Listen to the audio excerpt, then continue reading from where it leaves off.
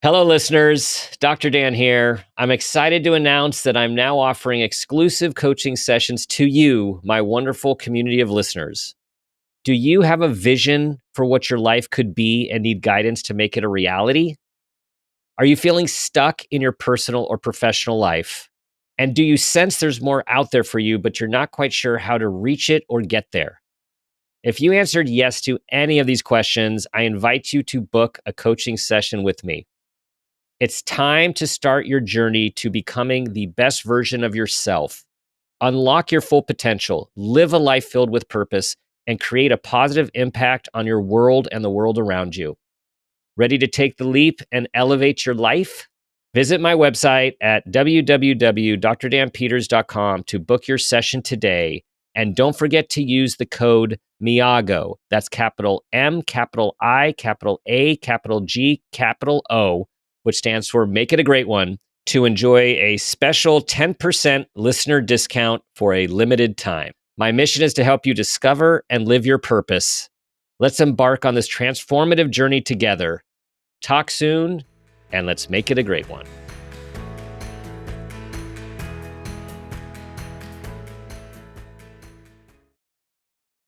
What if discovering your deepest motivations could change the way you see yourself and everyone? In today's episode, I sit down with Master Coach Hayden Lee to explore the Enneagram, not just as a personality tool, but as a transformative map back to your most authentic self. Whether you're a skeptic, into self-help, or deep in your personal growth journey, this conversation will challenge, inspire, and expand you. Welcome to Make It a Great One with Dr. Dan. I'm Dan Peters, psychologist and leadership coach. This show is all about bringing hope, connection, awareness, and wisdom through meaningful conversations that inspire us to become better versions of ourselves and make a positive impact on humanity. This is your space to pause, reflect, and reconnect with who you are, what you care about, and who you want to be. We have this moment, this day, and this life. Let's make it a great one. Today's show is The Power of the Enneagram for Personal Transformation with Hayden Lee.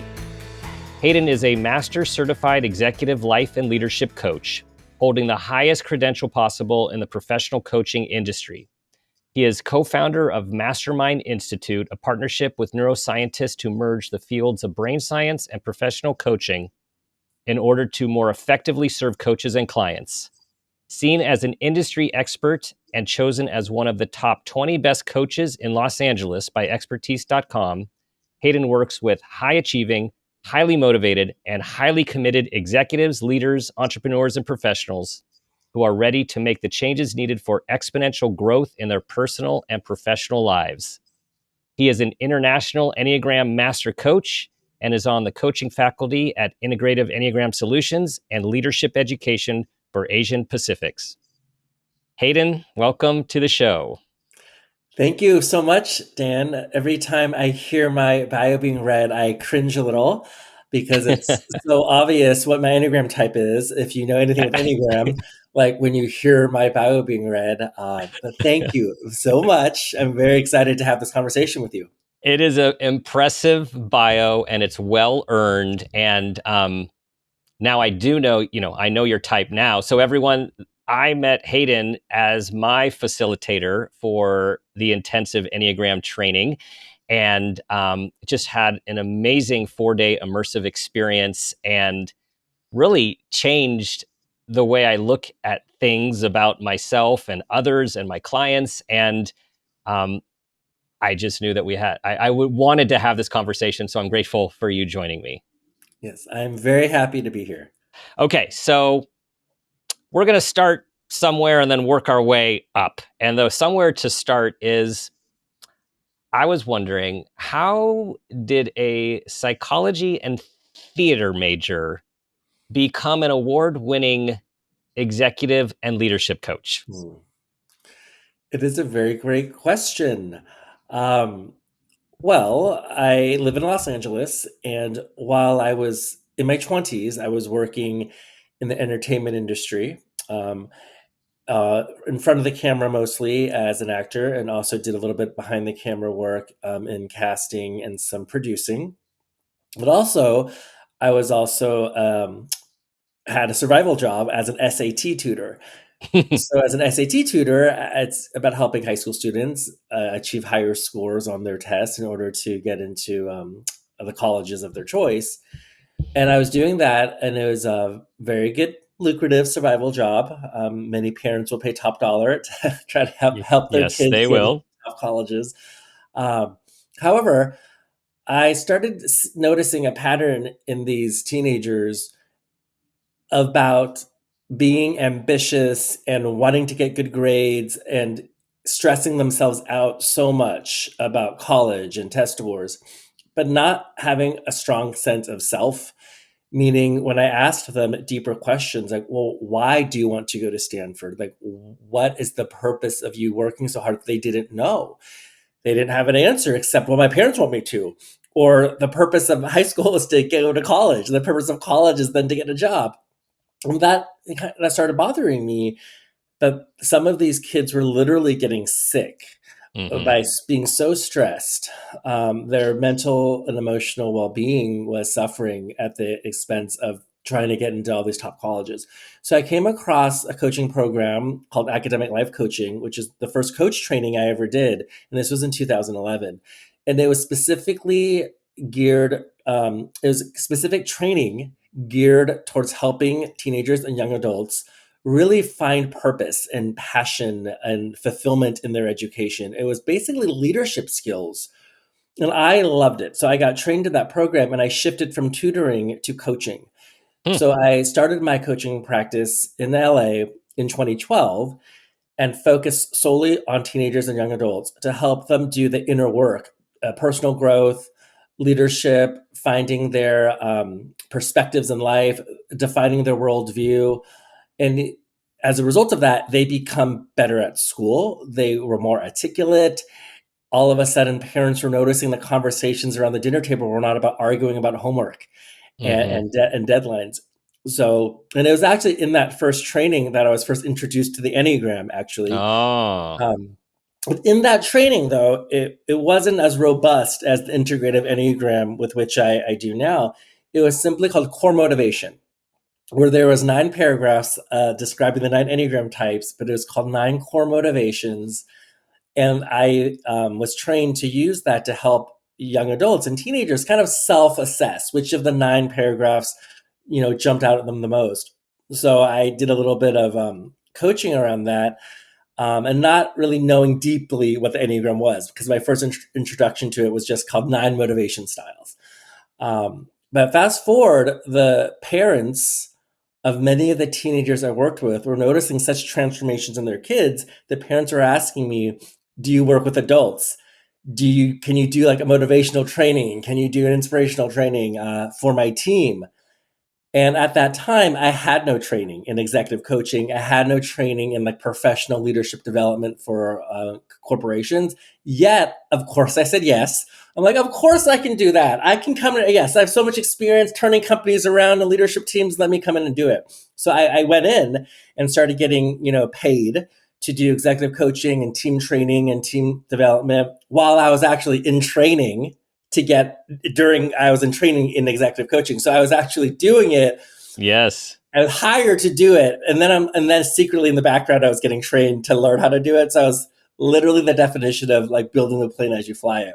So Yeah. then I transitioned out of working with teens and eventually now working mostly with C-suite leaders and their teams, senior leaders and their teams, or successful entrepreneurs, and really helping them dive into Mm. their transformation in order to create their next level of success.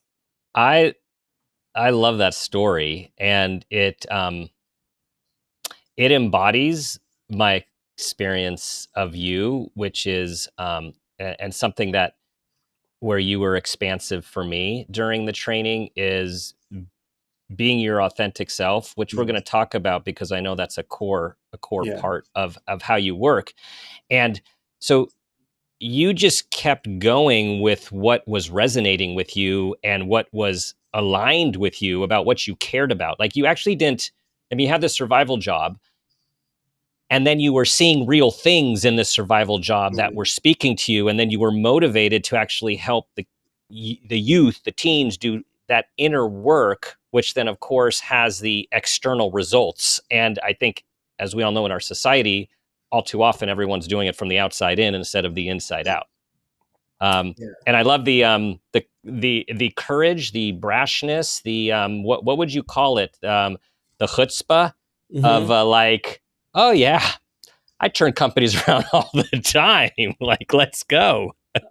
Yeah, I mean, I think chutzpah, gusto, cojones. I Yeah. mean, whatever you want to say, and which, when we start talking more specifically about the Enneagram, Yeah. once again, it's reflective of my Enneagram type. Yes.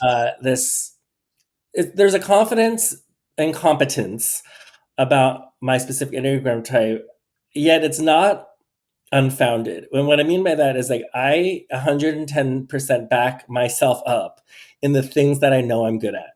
Yet I'm humble enough nowadays to know what I'm not good at. And it's been a stretch though, but learning to seek help, ask for help, receive help. It's not always been easy.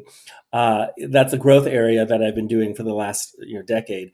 Yet I will say one of the gifts of my type is to know what I'm good at and be unapologetically self-promoting in those areas that I know I excel at. Yeah, absolutely. And so what you're talking about in Enneagram language is your work on integration in your type, right? To be aware Yeah. of those blind spots and to move that awareness towards embracing your challenges and then working on all of the other weaknesses that we all have that come with our type. Okay, so maybe we'll reveal your type later, because I know I had to wait like 3 days of the class to actually get your type. But okay, let's just tell everyone, because the Enneagram, thousands of years old, very complex. And the other thing that you're really good at is breaking things down so they're digestible. So just for everyone, I know a lot of people have heard of the Enneagram. Some people have taken it online. Other people have no idea what it is. Some people think it's really woo-woo. How would you describe for everyone what the Enneagram is? Yeah, I love that question because you're right. Many people may have heard about it, yet few people really know the depth and nuances of the true Enneagram. So, my most simple, basic definition of the Enneagram is that it's a system of personal and professional development. It's a system, and it has existed for many years. Uh, so that's why there's a certain like mysticism about it, and a little mythical, mythicism and mysticism about it, because the Enneagram itself, it's been built upon thousands of years of like oral traditions, personality patterns in people. And ultimately, it wasn't until I think around the 1950s that it was really starting to be brought into Western culture as a system of development that could be used in psychology and in personal development spaces. So I'm going to speak more to that rather than the history of it, because it's very robust. There's, very many traditions that the Enneagram has elements of. So I use it for practical purposes, Right. right? So even though there is a certain woo-woo level to it, I use it for practical because it works. Meaning, once you understand your Enneagram style, which there's 9 different styles, it's really accurate that each style has certain patterns, default patterns of thinking, feeling, and acting that both serves them and gets in their way. And ultimately, I love the Enneagram because it's a roadmap of development. Meaning, once you understand your core type, it does provide a roadmap of different developmental paths to try that will help you grow and stretch. So, another way I love to describe the Enneagram is if you think about an iceberg. Personality assessments aren't new. Many people know about them. But I believe that most assessments are like the tip of the iceberg. It's what you see, it's observable behavior, it's observable personality. The Enneagram also incorporates the bottom of the iceberg, which is like the motivation behind why you're doing those behaviors, and why you feel that way and why you think that way. So I love that the Enneagram helps you understand yourself at a deeper level, like why you do what you do. And it also helps you understand why other people do what they do. So I love it as a tool Hmm. for, like I said, for development, but it also allows you to have self-compassion, compassion for others, and empathy for other people too. When you understand the Enneagram system and people in your life who really bug you and trigger you and bug the crap out of you, you have some empathy when you understand that, well, they're not doing it necessarily to push your buttons on purpose, but there's a way that they see the world that's different than the way you do. And how awesome is that for us to try to understand each other's worldviews and each other's core motivations? That's the main component of the Enneagram with which we start with, is understanding that each of the 9 types has a different core motivation. And from that Hmm. core motivation is how they see the world. And how we see the world, as you know, impacts how we think, act, and feel. And neither type is good nor bad, nor right nor wrong. And I think that's also very important. Hmm. We have to put aside our judgment lens, right? Some types who may be more, helpful than others, it may be easy for them to think, well, why isn't everyone else as helpful as me? I'm so helpful. I don't understand why other people aren't helpful. You're calling me out right now. You're No, totally calling me out right I may now. or may Okay. not be Yeah, calling you yeah, yeah, out. yeah, yeah, yeah, yeah. It's just as natural as it is for you to feel that way, Yeah. which is, I'll just call it a type 2. The Yeah. type 2 is, the helper, their motivation about wanting to be liked, wanting to help, wanting to serve. It's natural to them, just like a fish is to water. But, one of the opposite types of Enneagram 2, or a polar type, maybe type 8, which their Yes. motivation is about strength and control, and avoiding looking vulnerable. So just as natural as it is for a type 2 to want to help and serve, it's just as natural for an 8 to call it how it is, be blunt and direct, because that's Yes. their water, that's their fish to water, right? Or their water as a fish. Well, and that's my stretch line. That's Yeah, my stretch line. As you know, the 8, the controller.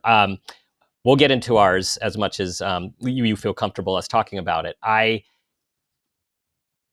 want to highlight the idea of motivation as opposed to behavior, correct. because as you move people along in the training, you have to keep beating that drum that no, it can look like this, and it can smell like this, but it doesn't mean it's that. And so this idea of what motivates us as humans Mm. is a really interesting lens and different from a lot of the other personality tests. Um, and and I think that's why it leaves people guessing, even though it's really fun to guess people's types. So that's one thing I want to call out. And the other thing is this idea that we are born with our type. Mm. Like we're actually and this is where people see it as more, and again, to go way back, a lot of the mysticists would use this, and a lot of the philosophers of the greatest of our time Mm. would look at this idea that we come into the world a certain type, our nature, and then our nurture, depending on all of our different circumstances, can enhance that type. But from my psychological lens and a lot of the discussions that people would talk about when we were processing all of this, is a lot of people like to go back to, well, when I was young and this happened to me and this is with my parents' situation, or I experienced this, and almost like stopping there as explaining your type. And then you continue to point out, no, that actually helped maybe solidify your type, but Mhm. you were already that before any of this stuff happened to you. Absolutely. In the Enneagram world, there is the belief that we are born with our type. However, it's like in psychology too. There is a strong belief that there are a lot of traits that are inherent in us. However, we have agency in our life, right? It's what we do with that is what makes the difference. It also reminds me, like even physical health. I think the statistic is 30% maybe genetic and 70% is your lifestyle choices. So it's the same idea where, yes, we do believe that you are born with your Enneagram type, and it doesn't change throughout your life. You're born with it, you die with it. However, your work as a human who chooses to evolve is that your relationship with your Enneagram type will change. It will grow. You used the word Hmm. integration earlier.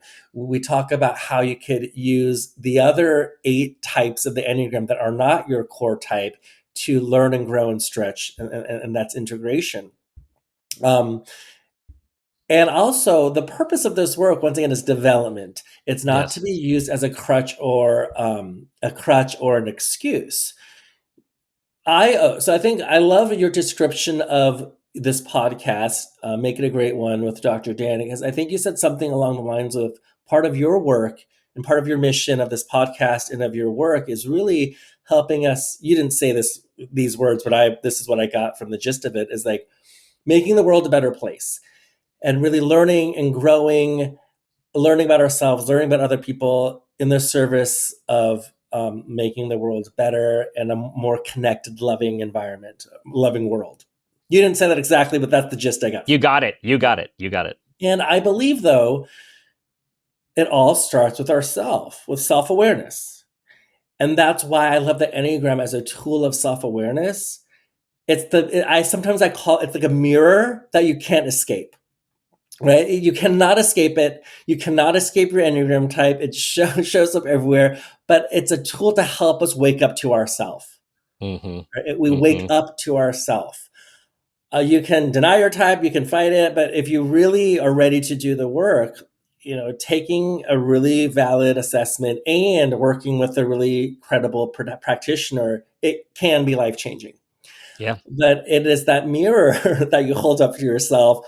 But you see it all. You see all the good, and you see the freckles and the crooked teeth, and it's everything. So you have to be ready to embrace all of it. However, once you do, it is liberating. I call the Enneagram, it's a system of self-liberation, meaning many people shy away from assessments because they think, I don't want to be labeled. I want to put myself in a box. And I challenge them. I say, well, actually, the Enneagram sheds light on the box you've put yourself in. You've boxed yourself in because you have default ways of thinking, feeling, and thinking, acting, and feeling, and you have the keys to liberate yourself, and that is through self-awareness and confronting all of yourself, the good, bad, and the ugly. Yes, I want to quickly just say them out loud for people, and then make a comment about that mirror and my experience. So, everybody, number 1. The strict perfectionist. Number 2, the considerate helper. Number 3, the competitive achiever. Number 4, the intense creative. Number 5, the quiet skeptic. Number 6, yes, the quiet skeptic. The quiet specialist. No, sorry, I'm not wearing my glasses. The quiet specialist. Number 6, the loyal skeptic. Number 7, the enthusiastic visionary. Number 8, the active controller. And number 9, the adaptive peacemaker. So when I got mine back, the 2, the considerate helper, my first response was like, you freaking kidding me? I'm a considerate helper?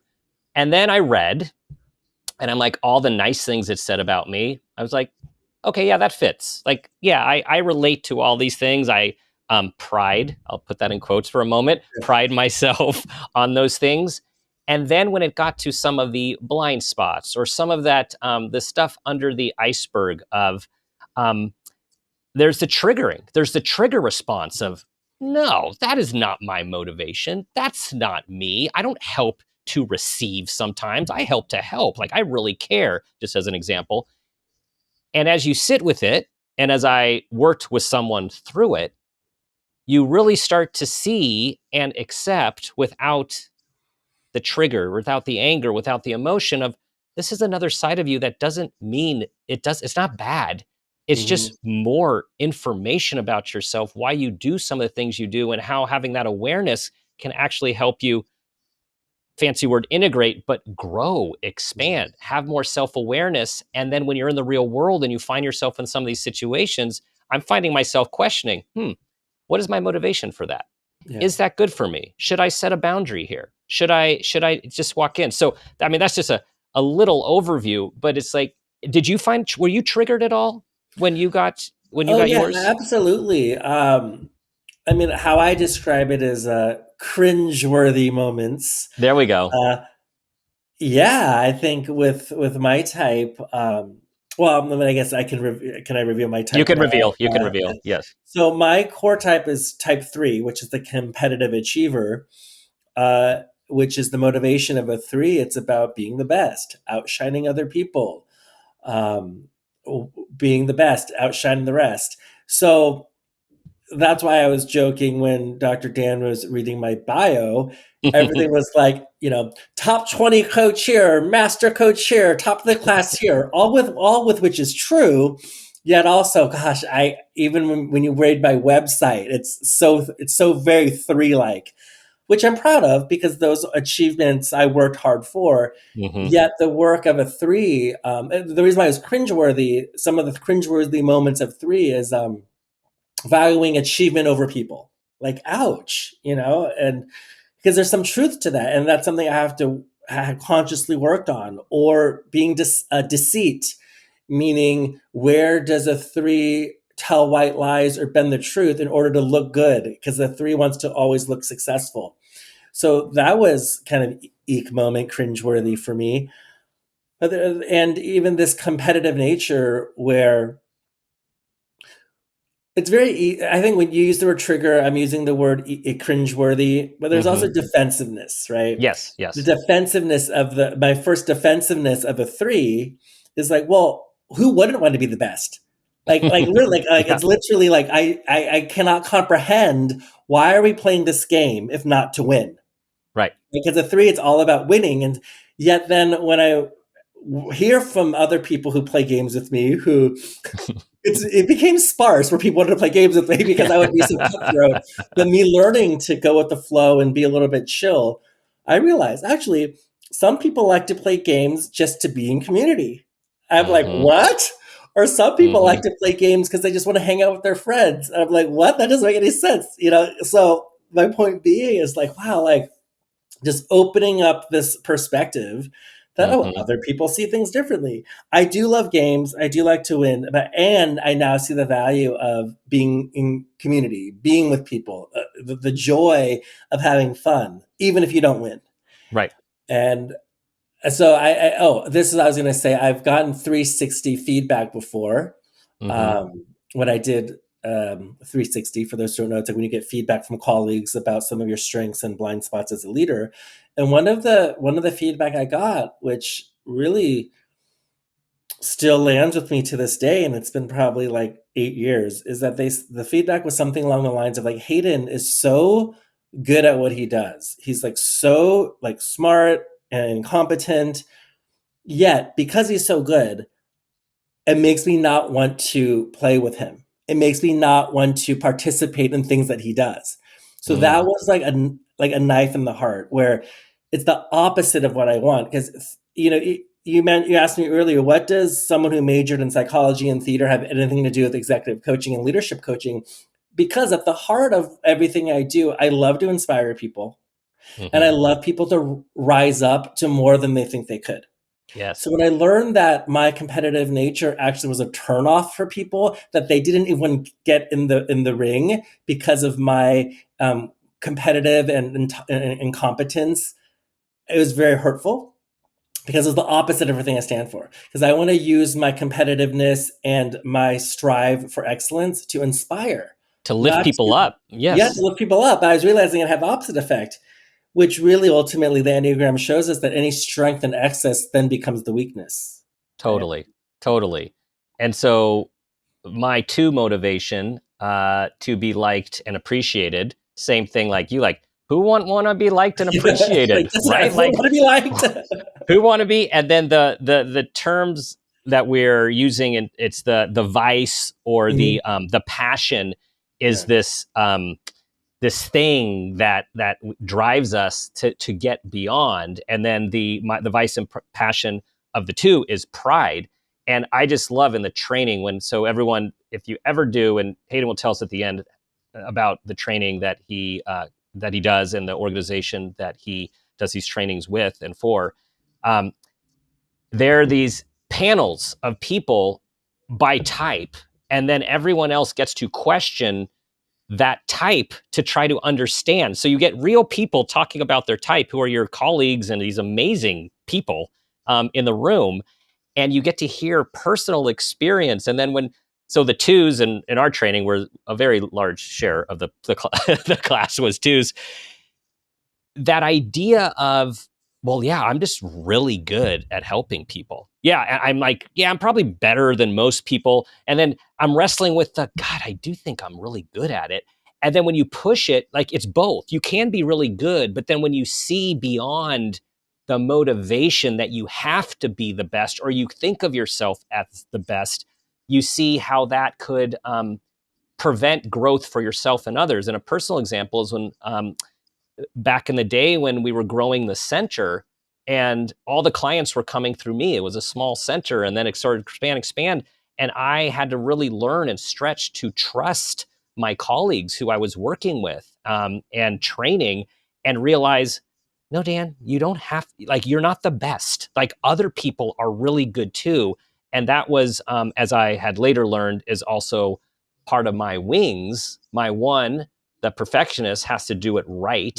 And my three, the achiever, both are very strong. And so when I got to flesh out, okay, I'm a two, but I also, and people who listen to me over the years know that I am a recovering perfectionist, or always in recovery, and definitely have been an overachiever, which I've been working hard throughout my life as well to have value in being instead of doing. So, and we're just scratching the iceberg of the Enneagram for this self-awareness.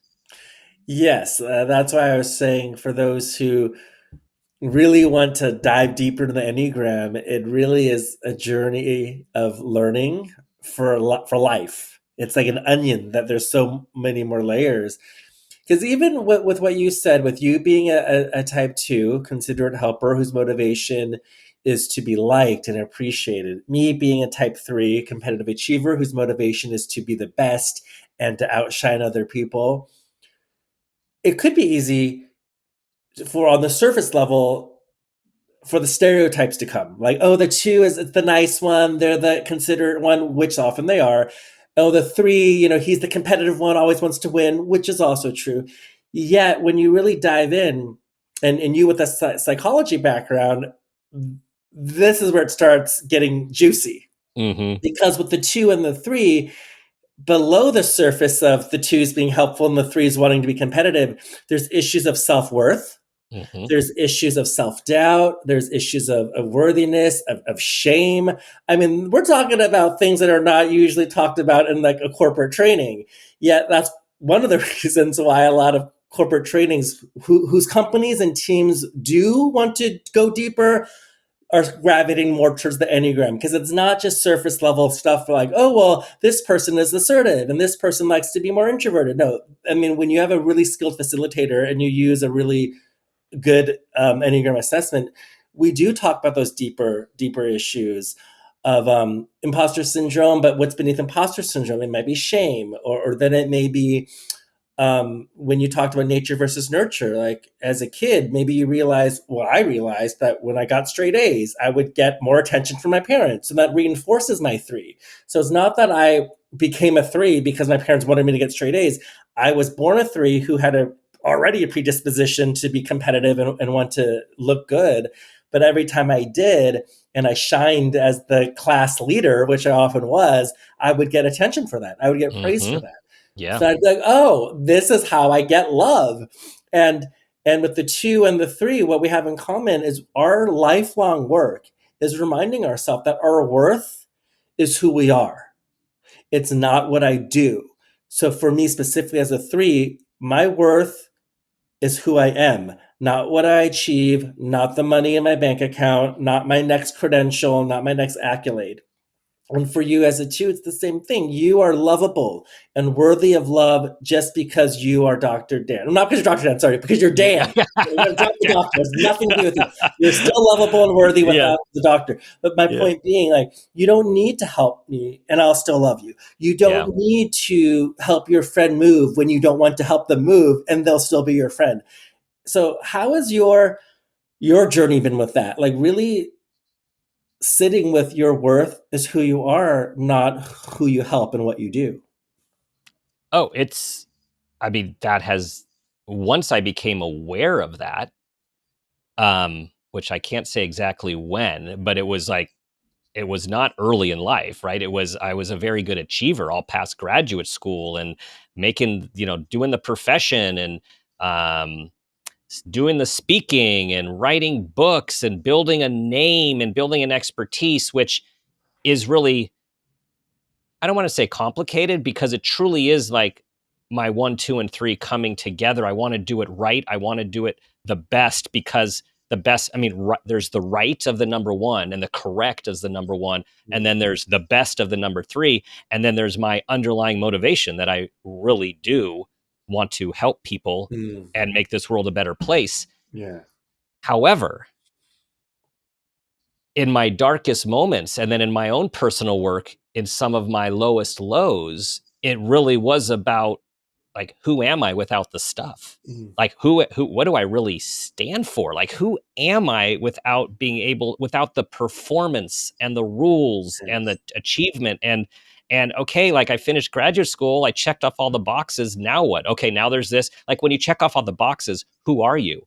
So it continues to be part of my work and growth. And I don't know if that will ever end. Maybe if one reaches enlightenment, the few that do, maybe that's not a thing. But do you find, is it a continued process for you, even that you do this so much and so often with so much awareness? I think it is a lifelong journey, because we talk about integration, and in the assessment we use, there's something called levels of integration. It goes from very low, like low, medium, high, very high. And it's not about trying to win the Enneagram. This is me coming from a 3. The Enneagram is not a contest. And it's not like, take the assessment now, and if you got a medium integration, take it again in 6 months because you want to get a very high. It's about awareness of being intentional about catching yourself when you're doing it again. And then, I'm for me, like, I'm being performative and trying to look successful, and I'm not sharing with them my true insecurities. So it's catching myself and then leaning into being more honest and vulnerable.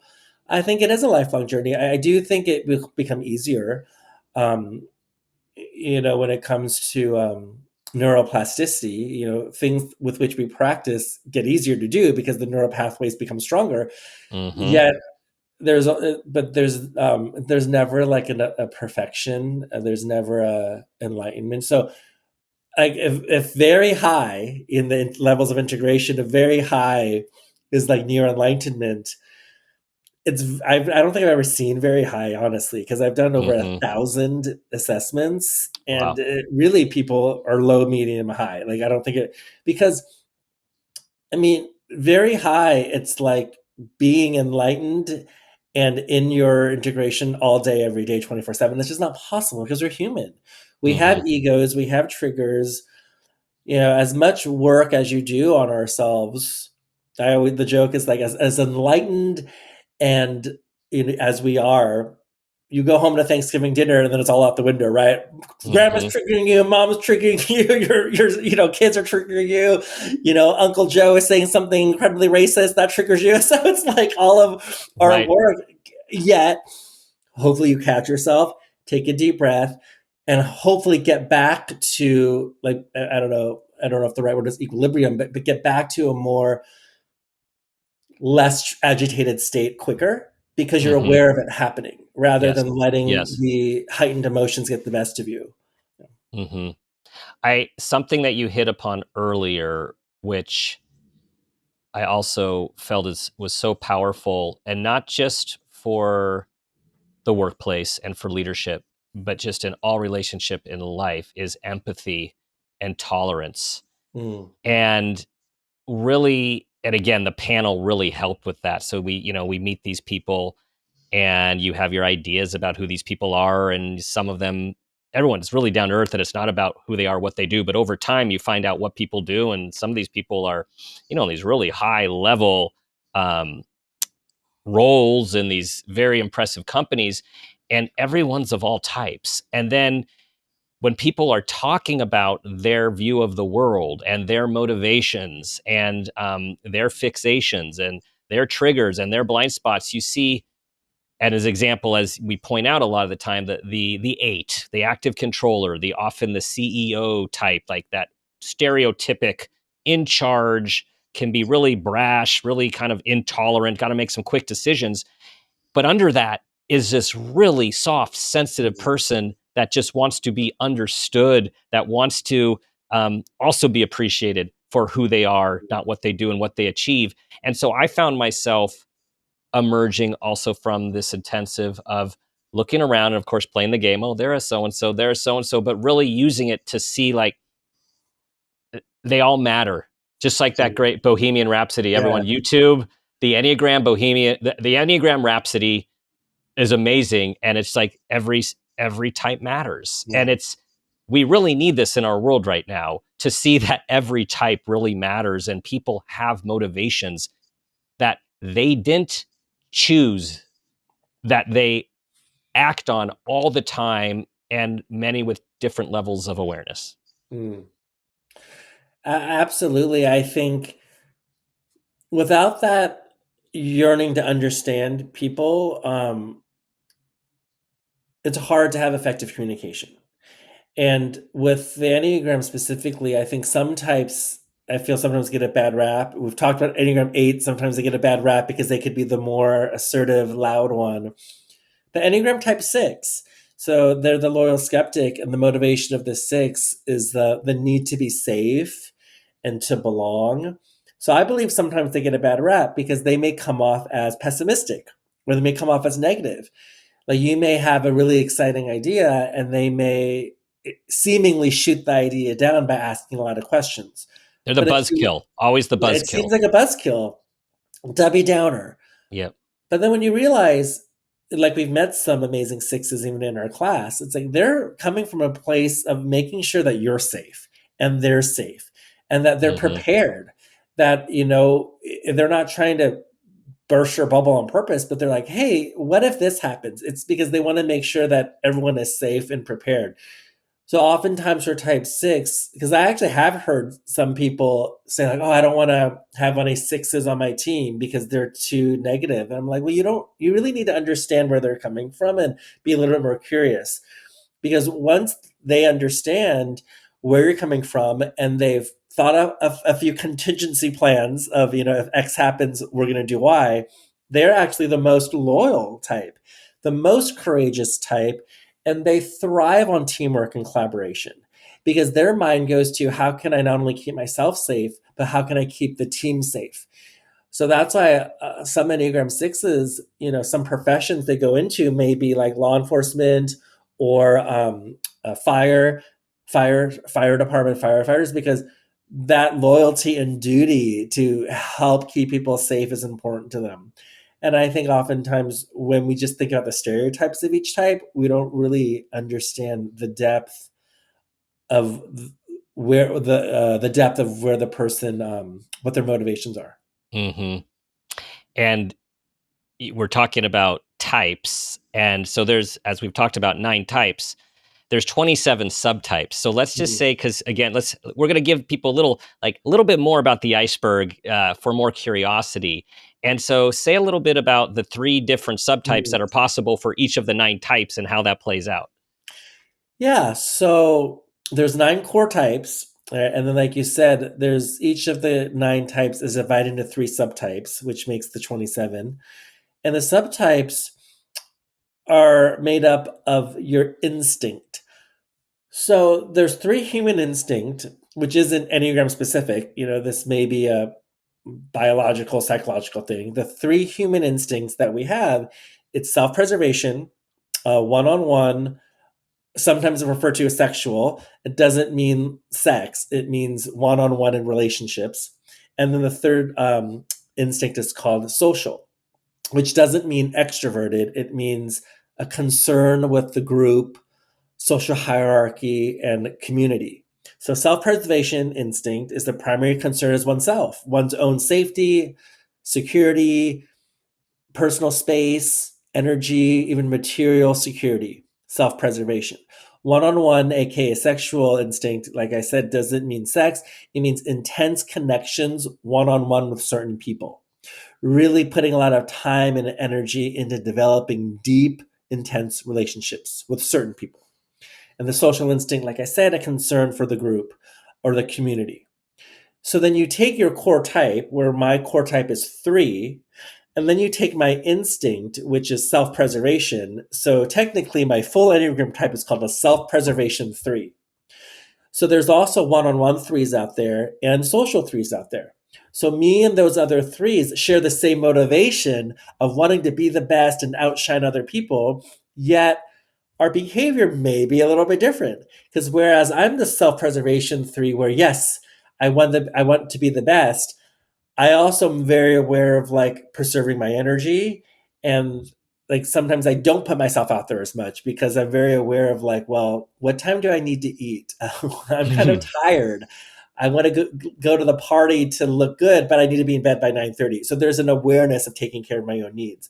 The one-on-one 3 also wants to be the best and outshine other people, but they're really concerned about having those deep relationships with people and probably wanting to help whoever those deep relationships that they have, help them shine and help them look successful. And then the social 3, remember, the social means really wanting to think about the group and the impact they have on the group. The social 3 may be the most flashy 3, because they're the 3 that they want the whole community and the whole group to know how successful they are. So, they may be known to have a little bit of a flashier car than the others because they want to make it known that the whole group, their concern is about how they show up in the group. Mm. Yes, and I am a social 2, Mm. and my wife, who's also a 2, is a 1-to-1. And Mm. so this is for everyone to know that sometimes opposites do attract, other times like types come together. But even within types, obviously, we're very different people. We have Yeah. the same core motivation, but we're very different people. And so the subtype is really helpful in seeing how that instinct plays in. Yeah. Um, we also should talk about the thinking, feeling, and Mm. action centers. And also, what I don't think we said yet is that the types are divided by 3. And so we have 8, 9, and 1 are the action types, and 2, 3, and 4 are the feeling types. Wait, am I getting my numbers right? Yes, that's correct. And then, and then 5, 6, and 7 are the thinking types. And again, we're all the feeling and the thinking and the acting, but it really tells us where we like lean from, where we use the most when we interact with the world.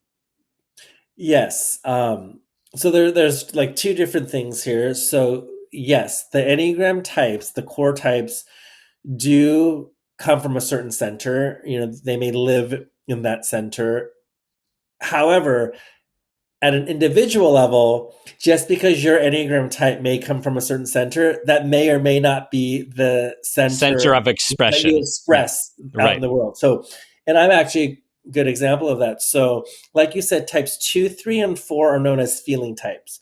So that's just across the board. It's part of the Enneagram system. 2, 3s, and 4s are feeling types. The reason why they're feeling types is, 2s have deep feeling. They want to feel liked and appreciated. The 3s, they want to feel important. They want to feel successful. And 3s oftentimes don't want to deal with their feelings, yet they're very sensitive. They sidestep their feelings. And the 4s, the intense creative, where their motivation is about wanting to be unique and special. They feel very deeply, Mm-hmm. like depth of emotion. They feel all the feels, both, very, they can be very down and dark emotions, as well as very high and light emotions. So 2, 3, and 4 are the feeling types. And remember, my core type is a 3. So even though my core type, kind of comes from the feeling center on the Enneagram symbol, me as an individual, out of action, feeling, and thinking, my highest that I put out in the world is actually action. So Well, even that's though, how you get all of your accolades, through all of yeah, that action. probably, Yeah. yeah, but there are 3s that have high thinking, like their highest may be thinking, and there are 3s that their highest may be feeling. Um, so like I said, all 3s come from a feeling center because that's the way the Enneagram symbol is structured. Yet as an individual, we may be high in action, high in feeling, or high in thinking, regardless of where any Enneagram type lives on the Enneagram. So Mm-hmm. you as a type 2, though, the two lives in the feeling center, but what is your highest center of expression? Yeah, a feeling. I It is matched. also feeling, yeah. So It is yeah, feeling. yeah. So that makes sense. Yet there are twos out there that are high thinking, and some twos are high Hmm. action. Yeah, Yes. So I'm feeling, thinking, action, which is interesting to mm, me since have done a lot of achieving, which is yeah. acting. What's your next order? So my action is highest, and then it's feeling, and then it's thinking. Mm, And mm. and I want to make the two distinctions here. So people who have low thinking doesn't mean they're not smart, intelligent people. Yeah, and I'm telling myself this. It's not that I'm not a Yeah. smart, intelligent person, but No, you were not. thinking, but the thinking center in the Enneagram language means slow processing, analysis, objective data, looking at the facts, figures, and strategy. That's not my go-to. You're probably right that having high action center partly led to my success. Whereas if I was presented with an opportunity, even if it didn't make any sense whether or not I should do it, I would say yes. And I also know, though, we've all heard the saying, what got you here won't get you there. So my high action center and my drive for success probably did help me the first half of my career. And it actually did help me. But then now, if I'm going to reach my next level of success, I got to look at other ways of being. So now Hmm. I'm forcing myself to be more strategic and sleeping on it before I say yes to something. Now I force myself to, am I doing this because I want to look good, or do I actually want to do this? Right. So I think we have to, that's the integration piece, right? It's slowing down to ask ourselves deeper questions. Hmm. So the first distinction I said is low thinking doesn't mean you're not smart. It just means analysis may not be your strong suit. But the second distinction, though, I might want to ask you, though, is you are very achieved and you have a lot of achievements and you've taken a lot of action. However, you're high in feeling, and I Hmm. don't know if I made this distinction in class. Like, are you there's overaction, there's overacting, and also over feeling and overthinking. So when I say over feeling, means are your actions though based on feeling? Meaning, are you doing things because you feel like you should? Are you doing things because you feel guilty? Because that's actually more feeling than action, if that makes sense. Oh yeah, I've done a lot of that in my life. Like Okay. that's something that I continually work with, um, and I'm also, I would describe myself as an overthinker too, Yeah. right? It's just how it plays out, right? And where having the awareness to know what is the motivation for it to move us forward, right? So for my high feeling, and I'm doing that because I feel guilty, or I'm feeling that because I feel bad, or I feel Yeah. that because I should. That plays right into the some of the blind spots and some of the negatives of the two, of the lack of boundaries and everyone else first before you. And so, right, I see those coming together in terms of where the integration work comes from. Yeah, I love how you're incorporating the vice of pride, back to some of your decision making. Because, like I said, if you're not awake to yourself and if you're not as self aware, you may be helping someone and not realizing that it's out of guilt and a belief that you can do better than them, right? Which is the pride. Mm-hmm. Mm-hmm. Because unaware twos may just think like, oh, well, I have to do it because if I don't do it, no one else would do it, and then they Mm-hmm. become the martyr. Right. Oh, Um, totally. Totally. Have you, this is so just relevant right now. Do you ever watch Queer Eye, the TV show? I haven't seen Okay. that. Oh, great show. So my wife was turned on to it, so we just started watching it because Jeremiah is new to the Fab Five, and I know there are Queer Eye fans out there. And basically, what they do is a team of these guys come in, and one's like a culture, almost like a culture life coach. Yeah. One is a does the house. One does the hair, makeup. One does the cooking. Like basically, it's a pretty phenomenal overhaul to help people grow and expand and become who they really are. What is the reason I'm bringing it up is the last two shows we watched, my wife and I are like, oh, they're helping another two, right? Like, we're like, look, the two party, here's our people again. And these are people who have just spent their whole lives giving Mm. and like have nothing left. And everyone loves them and adores them and wants their kids, their friends, their spouses when they have them, like want them to just value themselves. And they don't know how to do it. Yeah. And to me, it's a classic example. I'll see if everyone's a 2 that they help. That'd be really interesting. Yeah. But it's like it just shows in its extreme form these types and Mm, how there's so much more for everyone. No matter yeah. what your type, there is so much more potential and possibility for you than where you are. And you come by your circumstances most likely honestly and with it's happened, but we want to lift these people up. Yeah.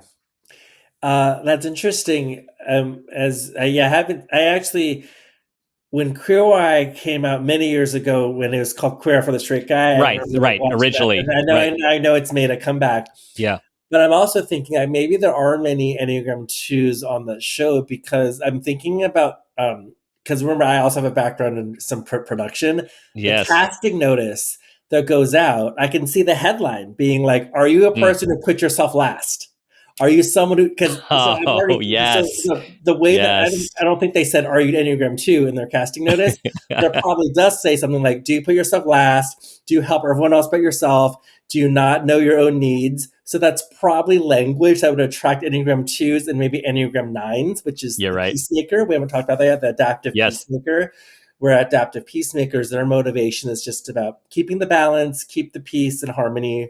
So Yeah. 2s and 9s, if there was a casting call for, Queer Eye that says, "Are you someone who never thinks about Right. yourself? Are you someone who puts your needs last?" I would imagine Right. Enneagram 2s and Enneagram 9s Right. would answer that call. So, That's really helpful, and that makes sense. So now I'm going to be watching it because we're all in. And I just have to say, every show ends with, well, everyone's crying, including us yeah. watching it, because it is so uplifting. And to see, and this is like the work, Hayden, that we are in it for, is to Mm, see people transform in a true, like, not like I'm just acting different, but to truly transform who they are and seeing so much more of themselves and stepping into themselves and then to life in a way where they know they matter and that they have value and that they have these gifts that mm. everyone wants besides the thing that they were just trained to do. It's like it's so inspirational. Yeah. I love how you light up as you said that, which, and everything you just shared is also in alignment with why we do our work. Hmm. So this is probably a hard question to distill, but as we're talking about the transformation, the power of personal transformation with the Enneagram today, what would you sort of like highlight in your over 1,000? Like, you've done so much of this, you've taught so many coaches this. What is that power? What is that transformational power that you see, that you Mm. have experienced? Well, the first thing that comes to mind, I mentioned it earlier, but it is waking up to yourself. And sometimes the Enneagram is described, there's a book with this title, that is the road back to you, or the road back to you, I think is the name of the book. So I think the transformative power of the Enneagram, it's not about changing who you are, it's about becoming who you really are. Mm, And I think that's very powerful.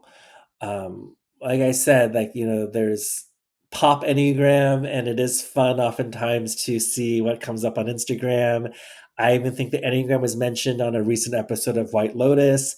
So it's become a mm, part of pop culture, which is fun, and I appreciate that. Yet ultimately, when those are ready to do the real work, the deep inner work of really becoming their true authentic self and tapping into really their life's purpose, the Enneagram is a great tool and system to start on that journey, because it is really understanding who you are, not who mm-hmm, you want to be, not mm-hmm, who you think you are. It is who you are. mm, And when you truly understand who you are, that's when you can truly become yourself. yeah. And that's the power. The power is being who you authentically are. And I think that it sounds so simple, Hmm. yet complex, isn't it? It's a simple concept. Even the question, who are you? What do you want? So simple, yet most people cannot answer in a Mm-mm. really, truly authentic way. Mm-mm. And I think the Enneagram can help us start answering those questions with honesty, rawness, and authenticity. Yeah. Well, Hayden, I want to thank you for your authenticity. It really, you exude it. I mean, your website, which I spent time on, it feels like you to me to the degree that we've gotten to know each other. It is, you are enthusiastic, as you point out, and your enthusiasm comes with a pure drive and joy in wanting to help people grow, elevate, rise, Mm. become their selves so they can experience and achieve the life they want.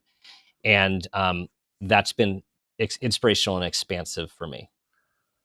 Well, thank you very much, and I am so appreciative of you. I like you and appreciate you, and I'm glad to experience this time with you. Everyone, he hit my need, and it just felt really good. He Yes. appreciates me. Yes, yes, and you, of course, you are the best Enneagram coach Uh, I have ever well, had. thank you, Yes, and yeah, yeah, yeah, I'm sure I'm the yeah. best podcast host or podcast Yeah, guest you've ever had. by far, hands down. Okay, so now give us your three. Don't hold back. Tell everyone about literally everything you're doing and the bio, which we were laughing about. As you know, I cut a lot out. There's even more there. You've done a lot of stuff, and you're doing a lot of stuff. So please tell everyone what what you're doing and where they can find you. Yeah. Well, my website is haydenlee.com, HAYDENLEE.com. And I have some like really exciting programs that I'm actually putting out there in the world. I have a VIP one-on-one deep dive, which is 2.5 days with me. It's for executives, leaders, and coaches who really want to spend 2.5 days going deep within themselves to create their next level of success. So Enneagram will be incorporated into that, but also we're going to spend half a day at a wolf sanctuary. I saw that. Because I have my good friend of mine, he is the CEO of Wolf Connection, and it's a wolf sanctuary. And he uses the power of wolves to help people find themselves. He uses wolves to help people understand humanity. I've been there quite a few times. It's a profound, powerful experience. In the Enneagram, we often talk about we have an ego self and then there's a higher essence self. The ego self is defense mechanisms, excuses, limiting beliefs, and we're an ego quite often because we're human. Yet we can tap into essence faster when we're more aware of when we're doing our ego thing. And I think with the wolves, they're like they're in essence a lot more than humans are, and they will reveal to you who you're being without needing to say a word. So I love this idea of you're put in an enclosure with a wolf and you're blindfolded, and all you have to do is just focus on your being and your breath, and the wolf will come up to you when it feels safe and when it feels like it. So there's all these things happening in your head Mm. when you're like, why isn't the wolf coming? What's wrong with me? Am I doing it right? So that's a really, really fun experience, and that's on my website. And then also, if there's coaches listening to this, I also have a coaches retreat every year in France. It's during the wine harvest. So I love, like Dr. Dan said, I love empowering coaches to up their game, to become better coaches. But in order to be a better coach, you have to become a better self, right? Professional growth is not possible without personal growth. So the coaches retreat is also on my website. That's going to be September 7th through 12th for 2025. But if you're listening to this in the future, this does happen every year in September, the coaches retreat. We do personal growth work, dive into our Enneagram, work on our businesses, as well as explore the French countryside. And we get wined and dined, and we get to visit vineyards, because there's the theme is, what are you harvesting, in your life and in your coaching business. And then, other than that, if anyone else is interested in learning their Enneagram type and having some Enneagram sessions with me, I do that as well. And lastly, a plug for the assessment with which I use. It's called the Integrative Enneagram, or the IEQ9, and that's the training with which Dan did recently. And that is for coaches, consultants, HR professionals, therapists, and really anyone in the helping profession who wants to get trained on this specific assessment called the Integrative Enneagram. It's if it's in person, it's a 4-day training. If it's online, it's an 8-day training. And more information about that is at integrative9.com. And if you're actually curious to take the Integrative Enneagram, without, having any sessions with me yet, that's okay too. We can put that link in the show notes, right, Dan? Yes, we can put the link if people are curious to purchase the assessment and just do it on their own. We can put that link in there too. And we'll put the link to the website if someone's listening to this and they want to get trained in the instrument, which Dan is now as well. It's just and what I love about the Enneagram training is people go to the training to learn how to use the Enneagram to help other people, but the unexpected gift is you really learn to help yourself, right, Dan? Truth. Yeah. Truth. Yeah, yes. true. It was yes. Yeah. Thanks, Hayden. Everyone, check out his website. There's even more offerings than he mentioned. So many different offerings, and really something for everyone if you're on this path of growth and expansion, and particularly in the life, executive, and leadership space. There's something for everyone.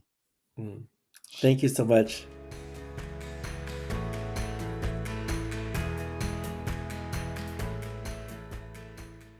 Such a great conversation with Hayden, who inspires us to be our authentic selves and dig in and do the work to be the best versions of ourselves.